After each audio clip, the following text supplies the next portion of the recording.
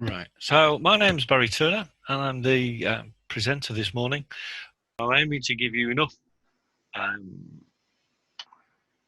tips and ideas and a structure for the plan, so you can, when we've finished, you can take this away and implement your own nurturing plan. Why myself? I've been leading and consulting with marketing teams across a variety of markets for the past 10 years. Prior to that, I had extensive sales and sales leadership experience in the technology, paper, print supplies market. And over the past 5 years, I've conducted sales and marketing consulting sessions with over 30 organisations.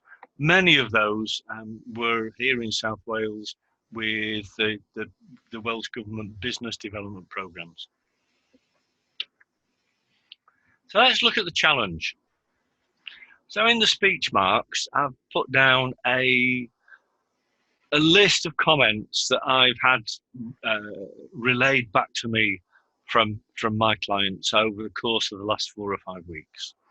So I won't go over all of these. I'm just going to pick out one or two. Number one, budgets disappeared. So I was on a call yesterday with a prospect I've been working on now for about 6 weeks. It's a large international company who are very successful. I'm working with a partner to try and close the business. They love the proposition we've put to them, and they'd earmarked some money for us to get going next month.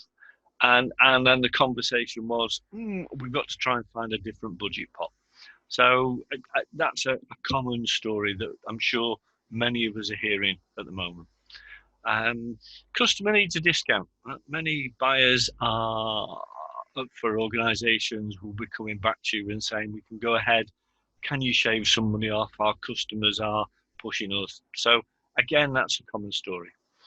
Less common, and I do have one customer that's struggling with this. These guys are completely flooded out with orders. In a month, their turnover has doubled. The client there is less concerned about marketing and really focused on how they get their supply chain and logistics organised so he can fulfil his orders every day.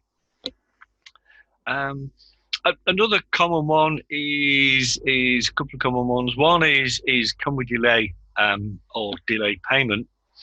And the other one is priorities have changed. Many businesses have gone, the majority of businesses have gone through a real sea change in the last 4 or 5 weeks. And that knock-on effect will be that their priorities that they're working on will have changed, in most cases, substantially. I would summarise all of those as the majority of customers have delayed or stopped ordering. And many of those, certainly in the overwhelming number of clients I've talked to over the last 4 or 5 weeks, apart from that one exception, the rest are all finding that the pipeline is either being the sales pipeline and marketing pipeline is either being delayed or has dried up completely. So that's the challenge. And in those circumstances, it's really critical that we look after the existing customer relationships we have. We don't know how long this situation is going to last. It's unlikely to be a short period, and even if the government do allow us to get back to some form of normal working over the next 4 to 12 weeks, until the medical situation is completely resolved, we're going to be working in a very different world than we were earlier this year. So looking after those customers that you already have and maintaining those relationships will be critical for you to come successfully out of the crisis when we return to what will be a new normal. So what is nurturing and why do we do it? Lead nurturing is a concept that has come out of what's called marketing automation. And it's about nurturing new lead relationships in the early stages of engaging with you as a potential client.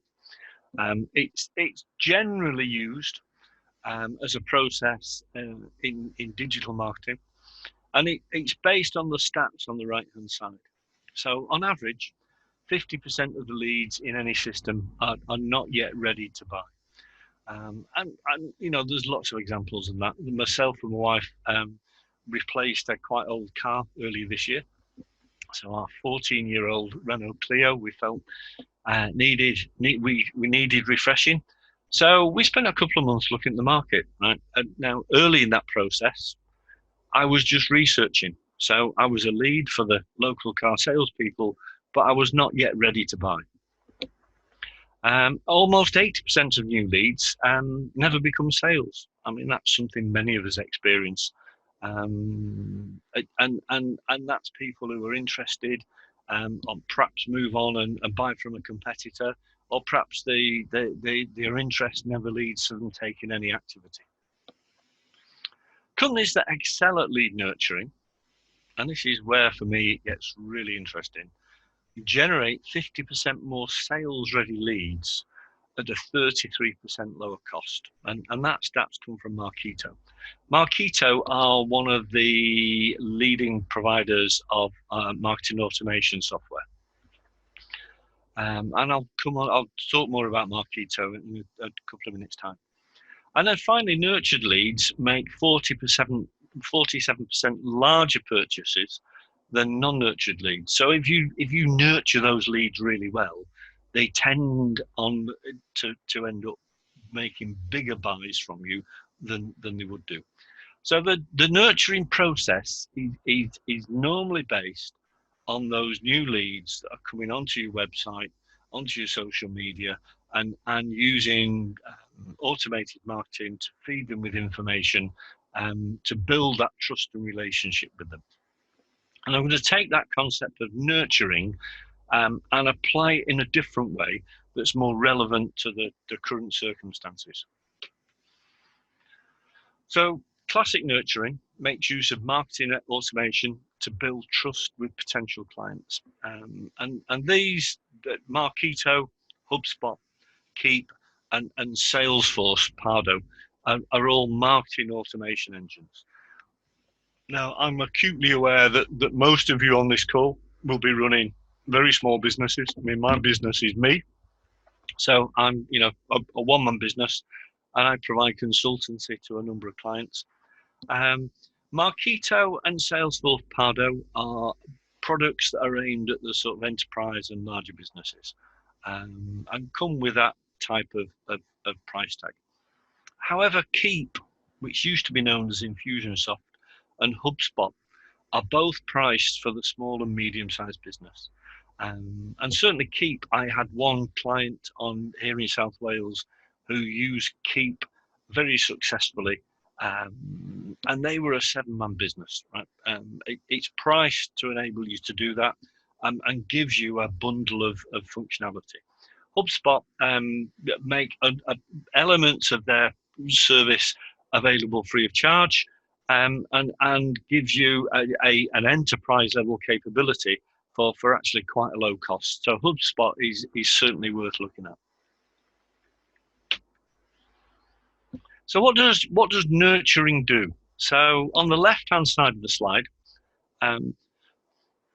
we've got the marketing funnel. So when a customer comes to market to buy something, they go through what we call a buying cycle. So they become aware they need something. They look to research and demonstrate interest in the product or service. They then go through consideration, which is where they're doing more detailed research.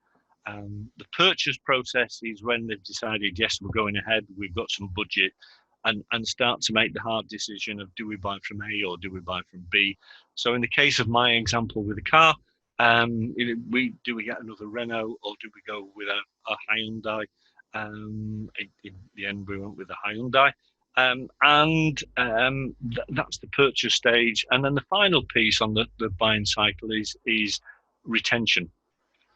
And the marketing funnel is the marketing activities that you do to move clients through those different stages, and respects the fact that at each of those stages they're looking for different types of information from you.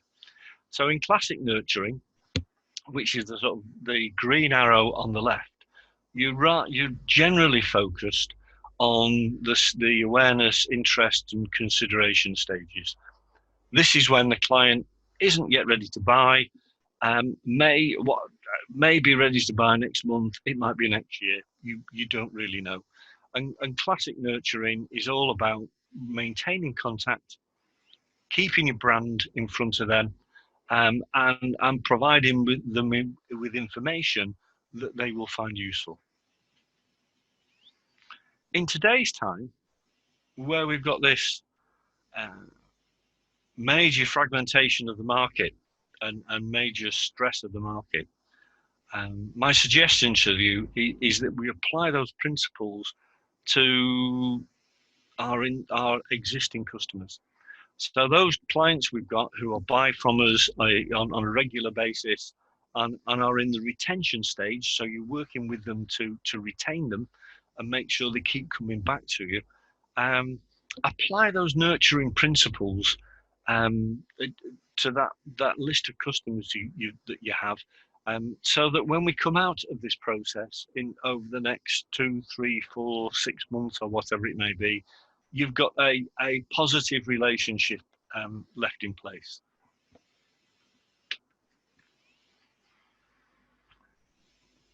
To do that, you really need to be able to successfully nurture those relationships during this current situation. You really need to get an understanding of your customer's situation. And that will be really broad. And when we looked at the challenge slide, there were lots of different examples on there. So I'd suggest, first of all, you listen to them, right? Know what their priorities are. And their priorities might be finding new customers. Their priorities might be managing the cash flow. Their priorities might be maintaining their staff motivation whilst they're in furlough. You need to ask the questions and find out what's important to them and find out how to help them. The other thing I'd suggest you do is group clients into what I've called crisis segments. So segmentation is a marketing activity whereby you group like-minded clients together so that you can approach them and message them and work with them. And I think within the current crisis situation, I've suggested here 4 different groups. So if you've got clients that are growing, and I've certainly got one who's growing like mad, the conversation to have there is very different from the conversation of a client who's put most of the staff into furlough. So, I've suggested these 4 groups. They don't necessarily need to be these 4. You know your customers best, so think of your own crisis segments. But the ones I suggest are growing customers, customers with staff in furlough, customers where they've got cash flow is a priority, and customers where they've got supply chain issues. So please be imaginative in terms of developing your own crisis segments. And the reason I suggest that is if you've got a client that's growing, they probably don't want to hear about managing staff in furlough. And similarly, if you've got a client where all the staff are in furlough, they probably don't want to hear how you can help them grow the business. Focus your messaging and your communications to them in a way that's... So what marketing tactics to adopt? So what marketing tactics to adopt? Putting this slide together that most of you, like myself, like Keep, Infusionsoft or HubSpot, and make you more productive. If you don't, this is a group of tactics that you can put together yourself, and learn how to do it if you don't have the skills, and do these effectively. So we relevant and help the client. And I've got a couple of examples of these in a couple of slides time. Newsletters with information that will help in the current crisis. So newsletters can be published usually once a quarter, or maybe a couple of times a year. If you're not used to using newsletters, and they don't have to be extensive, 1 or 2 pages with useful information that your clients can take away and use will generally be received very positively. Blogs on information that will help in the current crisis. So I use LinkedIn as one of my main marketing tools, and LinkedIn is full of people pushing ideas out at the moment with useful information on that will help in the current crisis. Blogs are powerful. You can use them on social media. You can use them on your website. You can turn them into press releases for relevant press. So they do take some time to put together, but it gives you some good content. Demonstrations. So if you've got a product or a service where you can demonstrate how to get more from the features, or demonstrate somehow how to get more value from it, that in today's times will be really helpful. And certainly one of the emails I use as an example uses that basis for the structure of the email. And demonstrations can be done live using a webinar like this. They can be recorded and pushed out on YouTube or a similar video channel, and then released on the website and used on social media. So there's lots of ways of doing a demonstration in a digital manner. Giveaways. So if you have items that you can give away that have a low economic cost to you and a big value to your client, they make ideal giveaways. And I've got a good example of one that I'll talk about in a couple of slides time, from the physiotherapy company I work with that I use. Offers and promotions. So if you, and by that I mean, I tend not to like just giving stuff away for the sake of giving it away. If you can package products together and provide those a discount, or if you can run a promotion in some way that makes it easier for clients to buy, or makes it more attractive for them to do so, that recognises and respects current circumstances, then they are good ways of staying in contact with your clients. Customer surveys, right? And customer surveys can be put together really quickly and easily. There's a number of tools out there, such as SurveyMonkey, that are relatively low cost and enable you to do that in a very cost-effective manner. They don't need to be extensive. So, anywhere from up to 5 questions, you get a lot of value back from that. And again, you're maintaining contact with your clients. Regular customer calls.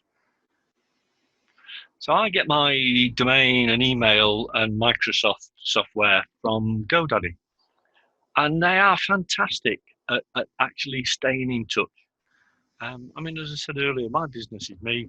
I don't spend a huge amount of money on email and domains.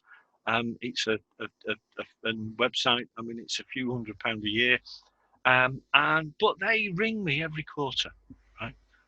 Their regular customer calls are a real positive, and the guys that ring me are really helpful. So, in today's circumstances, if you've got people who are perhaps less busy than they were a couple of months ago, have them ringing customers and finding out how the customers are, and having that chat. And finally, webinars and video. Right. This is powerful content. Can be put together. Needs some thought. So aside from the hiccup on the title on this slide, it probably took me a day to put this material together. And webinars can be recorded, videos that you can put together with just the use of a mobile phone if you know how to use it. And they give you content that will enable to engage with your client. So content is king in digital marketing. Your social media sites are there to attract attention to your website and to as a channels for getting your content to your clients. So creating, and the piece that's highlighted in yellow, creating and distributing valuable, relevant and consistent content is really powerful in attracting a good audience. And there's a number of different types of content. Video we've touched on. So email is a form of content. Website, you might want to write more new pages on your website. SMS, I've got one of the examples I've got is a good use of text messaging. One of my favorites are case studies. So if you can find out, work with customers who've used your products and service successfully, turn that into a case study. That might be a video, it might be a PDF document, it might be a web page, but tell the story of what problem they were solving with your product or service, or how it made them help them to optimize an opportunity. And then finally, blogs and podcasts. And the good thing about digital technology is we can all access all of these types of capabilities for very little or no cost. Content doesn't have to be just original content that you produce, though. So there's a general rule of thumb that if you use 20% original content and 80% curated content, you will achieve your goals. Curated content is where you use someone else's content. So for example, let's say this was recorded and available on the program website. Then you could make a LinkedIn or a social media post saying, listen to Barry on this website, was full of some useful ideas. Here's the link. Right? That for you would be curated content. When you're using curated content, always acknowledge the source. Right? It demonstrates integrity and does actually help build your credibility. So a couple of examples. So the first example is from Coates' Physiotherapy. Coates are a company with physio premises in Chepstow, Newport and Monmouth. And one of the things I love to do in life is run. And as with 99.9% of runners, occasionally that means I get injuries and need to go and see a physio. And Coates is a place where I go when I need that help. So I last worked with Coates in February. I'd no plans to go back because the injury I've got is now largely recovered and I'm back running. But physio is one of those professions that's really impacted by social distancing. You can't do physio and social distance. So they have as well as the main website, they have a second website called Physio in a Box, which is a collection of helpful videos and other content to help you improve your exercising and recover from injury. So they sent me a text message in the top right-hand corner of the screen, the little bit that says Tuesday, 7th of April. I received a text from them. and inviting me to go and log on at Physio in a Box and giving me a coupon code to do that free of charge. That's a really good example of something that has low economic cost to them. It was probably just the cost of sending a text message, and high value for me as a client because it gives me access to something I would normally have to pay for. So that's one example of being able to give stuff away that has a low cost to you and a high value to the client. The next couple of examples are emails. So, and there's 3 emails. There's one from BT about how to get more from my phone during the current coronavirus pandemic. There's another one from a company called Corn Ferry, who are a human HR consultancy. And that's inviting me to attend a webinar called Navigating Coronavirus. That's probably less relevant to me because I don't employ anyone. But nevertheless, there's some useful content there that would probably help me with clients. And then the last one is from LastPass, who I get some security tools from.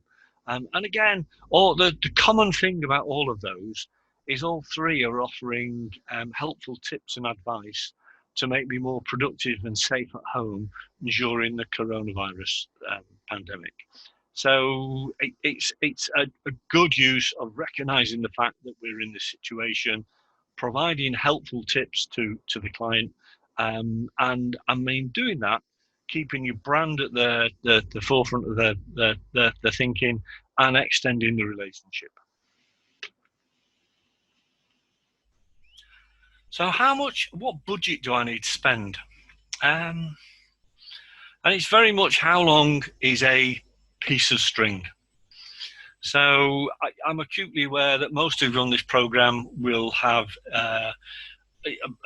you will either be self-employed like myself, or probably only have 2 or 3 people working with you in the company. So the marketing resources you've got are relatively limited. So how much do you need to spend depends on resources. Most of the tactics I talked about earlier can be put together yourself in an effective manner if you take time to research them, practice them, and learn how to do them. So you can do them in-house for a low cost. Typically in the sort of small and medium enterprise, marketing budgets vary from 5 to 16% of revenue. I've not really worked out how much I spend on marketing. It's probably less than 5%. But the key thing is the quote on the right-hand side. A quarter of SMEs said online marketing contributed between 30% and 50% of their annual income, and 10% said it contributed up to 100%. Right? Very much depends on what your business is, who your clients are, and what the business model is that you have. But please do think about, if you can afford it in today's circumstances, increasing that marketing spend, and then providing you do that in an effective manner, you will feel the benefit from that when we start to pull out of the crisis. Some guidelines for communicating in times of crisis. 1, be proactive in your communications. So if you need to put staff in furlough, and that's going to impact your customer service, tell your clients, inform them, be proactive. Don't let them find out that by ringing up and not being able to get the phone answered. Show that you care. I think the 3 examples of emails and the coach physiotherapy example all showed that those companies care about my business and are trying to help me. Offer a shoulder to lean on, and this is where the phone calls come in. So if you've got a good relationship with your clients, many of us in small businesses are going to find the next 6 months really tough, and sometimes it just helps to have that shoulder to lean on. inspire your audience. Give them ideas that they can take away, they can pick up, they can put into action, and they can help themselves to develop and drive the business forward. And finally, audit your content queue. So look at your content and look at what's appropriate and what isn't appropriate in today's circumstances, which leads me on to the next slide, which is a marketing audit. So auditing your content queue is about identifying marketing assets that can be reused. Some of your content may not be appropriate in today's changed circumstances. And a marketing audit is a process I take clients through whereby we list all of their marketing assets. And that includes content, it includes the social media, the websites, what they do with the press, the physical marketing, so events they attend, what resources they've got, what data they've got. And then we look, when in going through that process, we look at how effective it is and what could be reused and what needs to perhaps be archived. So the first thing I would say in starting to look at a marketing audit is customer data is king. So in order to send emails out quickly, low cost and effectively, you need to have customer data and you need to have the opt-ins in place. So I'd start with your customer data and make sure that that's fit for purpose. When you then move to the next stage and review what marketing assets you've got, what platforms do you use, what websites, have you got more websites than you need? A good example of that, I've got a couple of when I set my domains up, I've got a couple of domains that I don't really need, so I'm in the process of getting rid of those to reduce my costs. What content do you have? You may well have content that you produced a couple of years ago that is still very relevant and can be reused. You might need to give it a refresh, change the photos or something. But you know, if it's still relevant, reuse it. What marketing tools have you got? What skills? I mean, you might think, oh, hopefully you go away from the webinar today with some good ideas and feel you haven't necessarily got the skills to do them. So identify what help you need and then go out and find that. The template on the right hand side, the spreadsheet you can see in blue, is the marketing audit template I use. Dewi, who runs the program, does have a copy of that. So if you do want a copy of the marketing audit template for you to use, please do email him, and the email contact is in the bottom left hand corner of the screen. And then finally, we've got in here, there's a list of references. So if I know we don't publish the PowerPoint, if you take a screenshot of the references, then the references are places I've pulled information from, or some useful tools that I've included in the slides. And again, this is a second set of references. So if you want to make use of these, just take a screenshot and save that. And then finally, there's a nurturing action plan. An example which covers, I kept this really simple: actions, description, who's going to do it, due date, and comments. So the example I put down is run a marketing audit, a description, and email the CEFN program to obtain the spreadsheet. Who, sales manager, due date next Friday, and comments may need help from the agency you use. So the action plan is actually embedded in the marketing audit spreadsheet.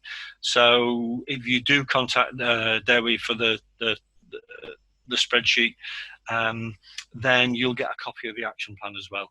And again, if you screenshot this particular page, you'll see Dewi's email on the bottom left hand side. So thank you for listening. It's been a real joy putting the material together. Hopefully you will find it helpful. And if you do need any more help on the marketing, please contact Dewi and have a conversation. Thank you.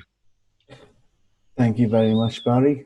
Thank you as well to everyone who's attended today's event. I hope that you found it as useful and informative as I have. And thank you to Barry for delivering the webinar as well for us. If you're watching us or joining us on Facebook and you're not part of the CEFN family but would be interested in joining, please message me on Facebook or on the email link that Barry's provided, and we'll be happy to get you on board. Following that, we have another webinar scheduled for next week, details which will be going up on Facebook and sent out to the members of the CEFN family in the next few days. So if you want to have more support from us, then please do sign up, and we will see you next week. So thank you again for Barry, and I hope everyone has a lovely, relaxing and safe weekend. Thank you. Thanks, Dewi. See you, folks. Bye.